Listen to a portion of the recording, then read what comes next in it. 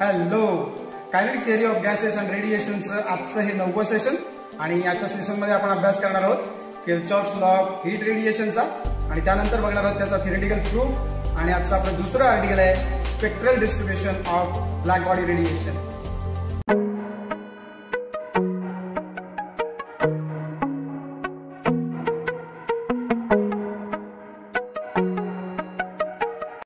सुरुवातीला बघूया Kirchhoff's लॉचं statement आणि नंतर वळूया त्याच्या थिअरेटिकल प्रूफकडे. तर बघूया त्याचं स्टेटमेंट काय आहे. It states that at a given temperature the ratio of emissive power to coefficient of absorption of a body is equal to the emissive power of a perfectly black body at the same temperature for all wavelengths. याचा अर्थ काय होतो बघा की दिलेल्या टेम्परेचरला कोणाकोणाचा ratio म्हटलं बघा, ratio of emissive power. Emissive power आपण बघितली to the coefficient of absorption is equal to emissive power of a perfectly black body. So हे मॅथमॅटिकली कसं एक्सप्रेस करता येईल बघा. काय म्हटलं बघा त्यांनी, the ratio of emissive power म्हणजे एमिसिव्ह पॉवर हे आपण कॅपिटल ई या लेटरने जर आपण दाखवत असू आणि coefficient of absorption of a body. So coefficient of absorption आपण बघितला, आपण लेटर किंवा सिम्बॉल ए ने दाखवतो. त्यामुळे हा जो रेशो आहे थोडक्यात तो असा येईल capital E upon small A is equal to काय बघा, emissive power of a perfectly black body. त्यामुळे तो आपण कसा लिहिणार मग, कॅपिटल ई आणि सबस्क्रिप्टला बी या पद्धतीने लिहू शकतो. सो फॉर्म्युला आपण मॅथमॅटिकली असा लिहू शकतो, capital E upon small A is equal to capital E सबस्क्रिप्टला स्मॉल बी. आपल्या पुस्तकामध्ये ते मेन्शन केलेलं नाही आहे मॅथमॅटिकल इक्वेशन, म्हणून मी सुद्धा इथे लिहिलं नाही आहे, परंतु हे या पद्धतीने आपल्याला लिहिता येऊ शकतं. याला एक अल्टरनेटिव्ह स्टेटमेंट आहे बघा, ते खूप सोपं आहे. त्यामुळे जर तुम्हाला हे शक्य झालं नाही तर जे अल्टरनेटिव्ह स्टेटमेंट आहे ते तुम्ही लक्षात घेऊ शकता बघा. ते खूपच सोपं आहे आणि त्यामुळे सिम्बॉलिकली पण ते तुम्हाला एक्सप्रेस करणं खूप सोपं आहे बघा. काय बघा statement, for a body emitting and absorbing thermal radiation in thermal equilibrium the emissivity is equal to its absorptivity. So याचा अर्थ काय झाला, जी बॉडी काहीतरी रेडिएशन एमिट करते किंवा ॲब्सॉर्ब करते तेव्हा थर्मल इक्विलिब्रियम कंडिशनच्या वेळेला एमिसिव्हिटी म्हणजेच कोएफिशियंट ऑफ एमिशन हा कोएफिशियंट ऑफ ॲब्सॉर्प्शन इतका असतो. आणि मग हे आपण सिम्बॉलिकली कसं लिहू शकतो बघा, कोएफिशियंट ऑफ ॲब्सॉर्प्शन आणि कोएफिशियंट ऑफ एमिशन हे आपण कसं लिहितो तर ए आणि सिम्पली ईने दाखवतो. Symbolically A is equal to E. So हे झालं किर्चॉफ्स लॉचं स्टेटमेंट. मला वाटतं हे जे दुसरं अल्टरनेटिव्ह स्टेटमेंट मी तुमच्या समोर ठेवलं आहे हे खूप सोपं आहे, त्यामुळे हे लक्षात ठेवा. आणि symbolically A is equal to E सोपं आहे. Coefficient of absorption is equal to coefficient of emission असंही तुम्ही म्हणू शकता. तर आता वळूया त्याच्या थिअरेटिकल प्रूफकडे. काय म्हटलं बघा, consider an ordinary body A and a perfect black body B of identical geometric shapes placed in an enclosure.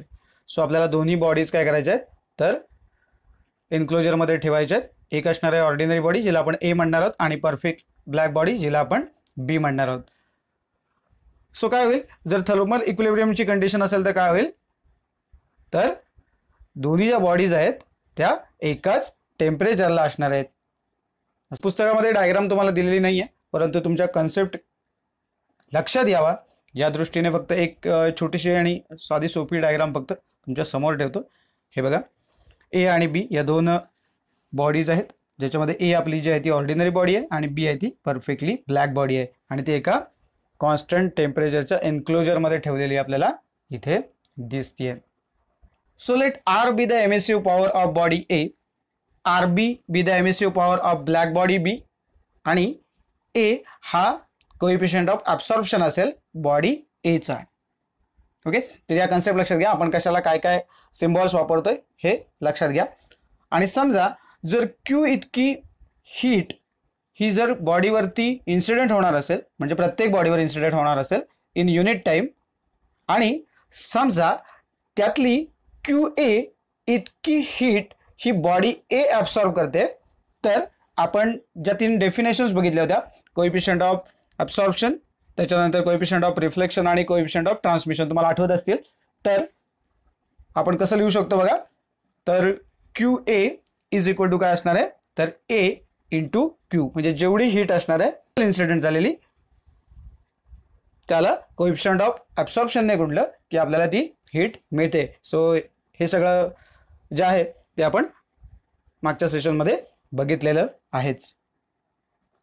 So as the temperature of body A and black body B remains same, both must emit the same amount as they absorb in unit time.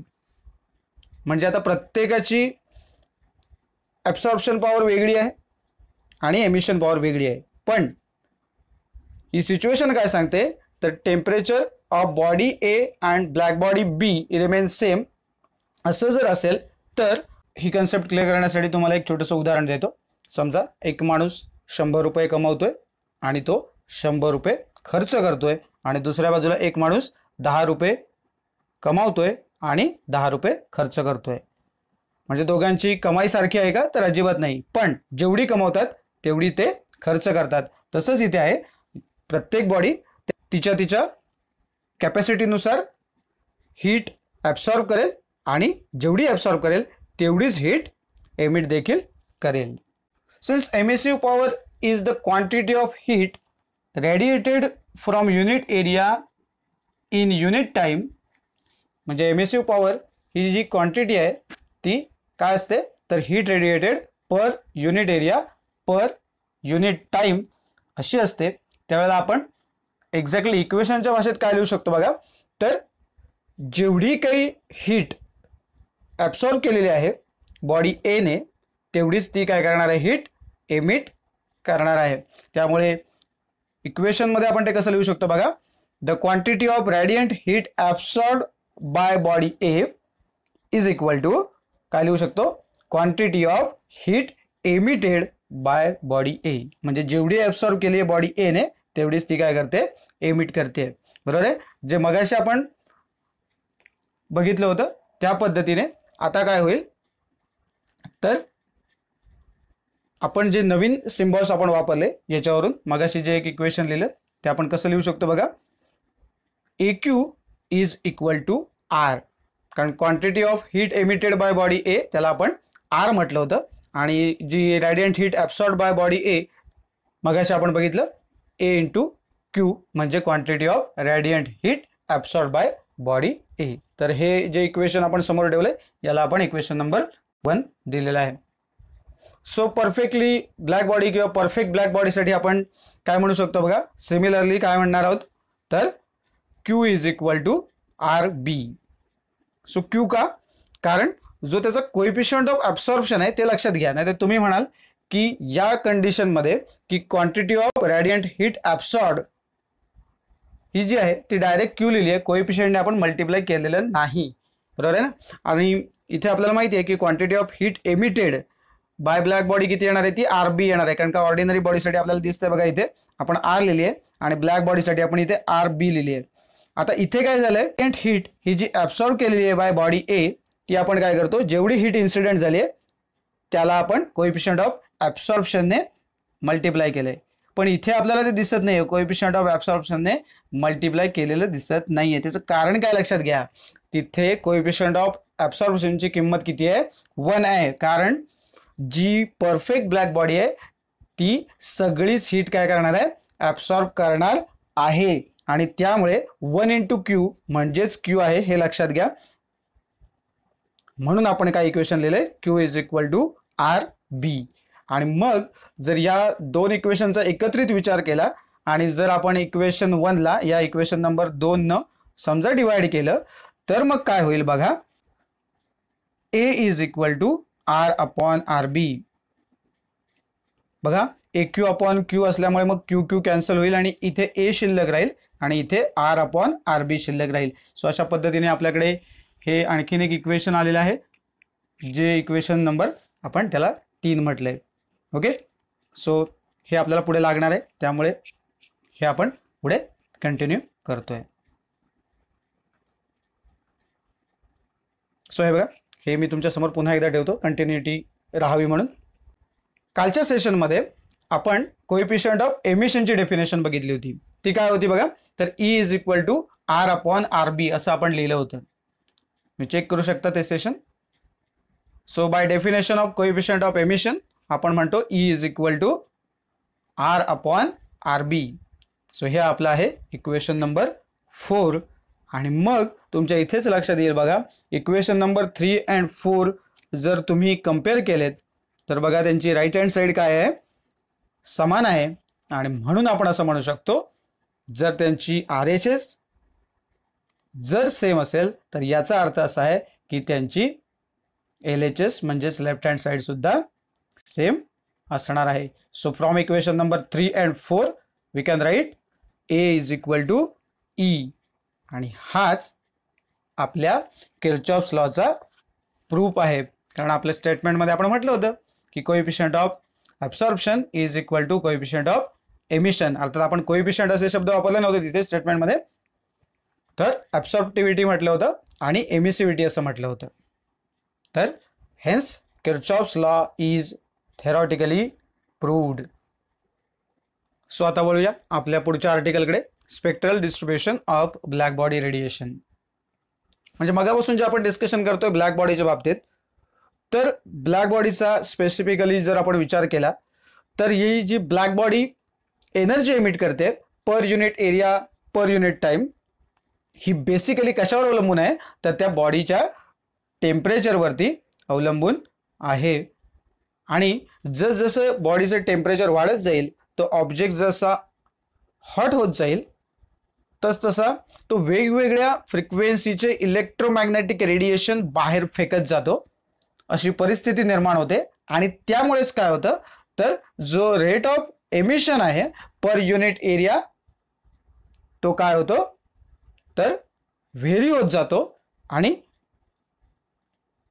तो प्रामुख्याने आपल्याला असं दिसतं की it varies as a function of wavelength lambda. आणि म्हणून ल्युमर आणि प्रिंगशेम नावाच्या सायंटिस्टनी एक स्टडी केला, energy distribution of black body radiation as a function of wavelength. So wavelength प्रमाणे जी काही एनर्जी डिस्ट्रीब्युशन आहे ते कसं बदलतं याचा अभ्यास या दोघांनी केला. आणि त्यांनी हे सगळं करताना काय केलं, तर जो सोर्स ऑफ रेडिएशन असेल त्यांनी जो काही वापरलेला असेल कॅव्हिटी रेडिएटर वगैरे कुठलाही जो सोर्स रेडिएशनचा सोर्स म्हणून वापरलेला होता तो त्यांनी वेगवेगळ्या टेम्परेचरला ठेवून बघितला. आणि रेडियंट पॉवर ही वेगवेगळ्या वेवलेंथला सुद्धा मेजर करून बघितली. म्हणजे काय काय केलं बघा त्यांनी, तर टेम्परेचर पण बदललं आणि मेजरमेंट कसली घेतली, तर रेडियंट पॉवरची वेगवेगळ्या वेवलेंथसाठी. आणि मग ही जी काही रीडिंग झाली, ही त्यांची जी काही ऑब्झर्वेशन्स होती ती त्यांनी काय केली, एका ग्राफद्वारे मांडली. आणि त्यांना जो ग्राफ मिळाला as a function of wavelength lambda at different constant temperatures, तो आता आपण पुढच्या ग्राफमध्ये बघणार आहोत. हा तो ग्राफ आहे ज्याच्यामध्ये रेडियंट पॉवर आणि वेवलेंथ असा आपल्याला ग्राफ काढलेला दिसतोय. पण हे सगळं करत असताना ही रीडिंग म्हणजे रेडियंट पॉवर अगेन्स्ट वेवलेंथ फक्त नाही आहे, लक्षात घ्या. हा एकच कर्व घेतलेला नाही आहे त्यांनी ऑब्झर्वेशन करताना बघा. नाहीतर आपण ज्या वेळेला एखादा ग्राफ घेतो किंवा एखादा ग्राफ प्लॉट करतो, जेव्हा समजा आपल्याला दिलाय तर आपण रेडियंट पॉवर आणि वेवलेंथ असा जर ग्राफ काढला तर आपल्याला एक कर्व मिळणार असतो, बरोबर ना. कारण आपण बाकीच्या कुठल्या गोष्टी विचारात घेतलेल्या नसणार आहेत. त्यामुळे एरवी ग्राफमध्ये आपल्याला एक कर्व दिसला असता. या दोघांनी जेव्हा प्रयोग केला त्यावेळेला त्यांनी काय केलं, आपण जे मगाशी म्हटलं त्याप्रमाणे त्यांनी काय केलं की सोर्स ऑफ रेडिएशन हा डिफरंट टेम्परेचरला ठेवून बघितला. म्हणजे बघा इथे आपल्याला वेगवेगळे टेम्परेचर्स दिसत आहेत बघा. इथे 3000 केल्विन आहे, इथे 4000 केल्विन, त्यानंतर इथे 5000 केल्विन आणि इथे बघा 5500 केल्विन. सो वेगवेगळ्या टेम्परेचरला त्यांनी ही रिडिंग घेतली आणि इथे त्यांना इथे परत एक गोष्ट इथे लक्षात आली बघा, इथे वेवलेंथ मॅक्सिमम होते ॲट टेम्परेचर 5500 केल्विन. सो अशा पद्धतीने ग्राफिकल प्रेझेंटेशन हे त्यांना मिळत गेले. तर सर्वसाधारणपणे हा जो कर्व आहे, कर्व म्हणण्यापेक्षा कर्व्स म्हणूया आपण, कारण प्रत्येक टेम्परेचरला वेगवेगळा कर्व आपल्याला इथे दिसतोय. तर या सगळ्या एक्सपेरिमेंटल कर्व्स नंतर त्यांना काय काय दिसून आलं किंवा इवन आपल्यालाही ते ऑब्झर्व करता येईल ते काय काय आहे त्याची एकदा लिस्ट बनवूया. सो त्यातलं पहिलं जे ऑब्झर्वेशन आहे ते आहे at given temperature the energy is not uniformly distributed in the spectrum. So तुम्हाला दिसेल बघा, at given temperature energy is not uniformly distributed in the spectrum. जर तुम्ही बघितलात तर जी एनर्जी आहे ती प्रत्येक ठिकाणी म्हणजे वेवलेंथशी कंपेअर करून हा ग्राफ काढलेला आहे. तर तुम्हाला दिसतीये की हा जो कर्व आहे हा स्टेडी किंवा एका पर्टिक्युलर फॉर्मॅटमध्ये दिसत नाही, तर या कर्वमध्ये आपल्याला व्हेरिएशन दिसतंय आणि याचाच अर्थ असा की the energy is not uniformly distributed in the spectrum. दुसरं ऑब्झर्वेशन आपल्या असं लक्षात येतं, at a given temperature the radiant power emitted initially increases with increase of wavelength reaches its maximum and then decreases. म्हणजे जर तुम्ही बघितलात तर कुठल्याही पर्टिक्युलर टेम्परेचरचा कर्व घ्या तुम्ही, म्हणजे अगदी हा घ्या किंवा हा घ्या कर्व किंवा हा घ्या, तर तुम्हाला इथे दिसेल बघा काय म्हटलंय त्यांनी, जी पॉवर एमिटेड इनिशियली इन्क्रीजेस, बघा ही जी पॉवर आहे ती पहिल्यांदा इथे वाढत वाढत गेलेली तुम्हाला इथे दिसेल आणि त्यानंतर एका सर्टन पॉइंटला त्या टेम्परेचरसाठी तुम्हाला मॅक्सिमम व्हॅल्यू मिळेल बघा, reaches its maximum and then decreases.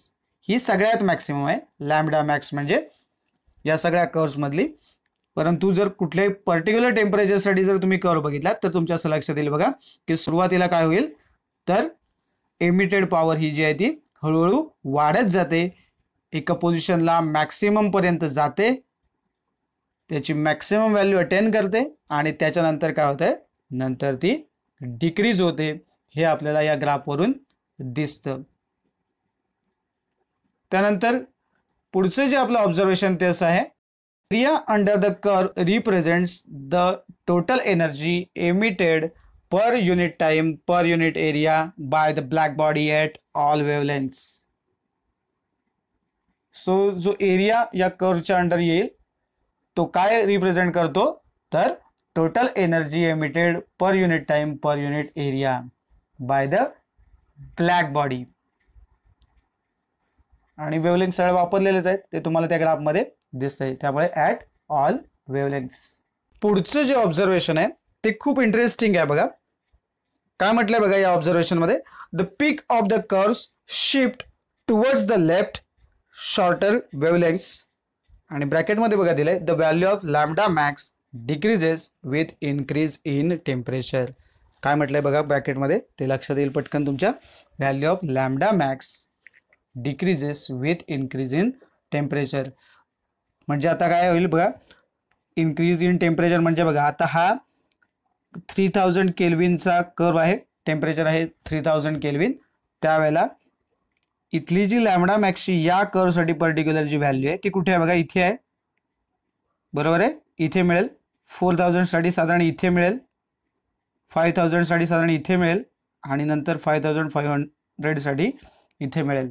आणि मग त्यांनी काय म्हटलंय बघा, हा जो कर्व आहे it shifts towards the left, बरोबर ना, विथ इन्क्रीज इन टेम्परेचर. म्हणजे तुम्हाला इथे लक्षात येईल बघा की 3000चा जो काही पीक होता त्याच्या लेफ्टला इकडे 4000चा पीक मिळेल, त्याच्या थोडा अजून लेफ्टला गेलात की 5000चा पीक मिळतोय आणि त्यानंतर थोडा अजून लेफ्टला गेलात की तुम्हाला काय मिळतंय तर 5500 केल्विन साठीची लॅम्बडा मॅक्स मिळते, बरोबर आहे.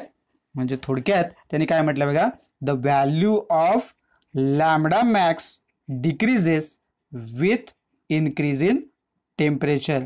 कारण बघा इथे ज्या वेळेला तुम्हाला इथे हे नीट दिसेल की लॅम्बडा मॅक्स, बरोबर ना, सो इथला लॅम्बडा मॅक्स जर तुम्ही बघितलात 3000चा तर हा किती येईल बघा, साधारणपणे 1000 पेक्षा कमी आहे थोडा, बरोबर आहे. त्याच्यानंतर जर टेम्परेचर वाढलं म्हणजे 4000 केल्विन जर झालं तर मग काय होईल, इथली जी वेवलेंग्थ आहे दिसते तुम्हाला, सो लॅम्बडा मॅक्स ही काय झाली, कमी झाली बघा. इकडे इकडे येतोय म्हणजे याचा अर्थ काय झाला, तर टेम्परेचर जसं वाढतंय तसे काय होते, तर लॅम्बडा मॅक्सची जी व्हॅल्यू आहे ती कमी कमी होते. म्हणजे इथे बघा पुन्हा एकदा लक्षात घ्या, हा कन्सेप्ट एकदा क्लिअर करून घ्या की इथली लॅम्बडा मॅक्सची व्हॅल्यू जी आहे त्याच्यापेक्षा इथली लॅम्बडा मॅक्सची जी व्हॅल्यू आहे ती काय झालेली आहे, तर कमी झालेली आहे. बरोबर आहे ना. तुम्ही लॅम्बडा मॅक्स म्हणजे पॉवर बघू नका इकडची, इथली वेवलेंग्थ बघायची आहे. म्हणजे सुरुवातीला इथे किती होता, अप्रॉक्सिमेटली 1000, त्याच्यानंतर इथे 4000 साठी इथली व्हॅल्यू बघायची तुम्हाला, म्हणजे 500 ते 1000च्या मधली आहे. आणि ही जर बघाल तर जवळपास 500च्या जवळपास दिसते, थोडीशी जास्त असेल मे बी, आणि ही त्याच्यापेक्षा पण थोडी कमी. सो या पद्धतीने आपल्याला असं दिसेल की जसं टेम्परेचर वाढत गेलंय तसं काय झालंय, ही वेवलेंथ जी आहे ती काय झाली आहे, कमी कमी होत गेलेली आपल्याला दिसतेय. तर शेवटचं ऑब्झर्वेशन बघा काय आहे, at higher temperatures the radiant power or total energy emitted per unit time per unit area corresponding to all wavelengths increases.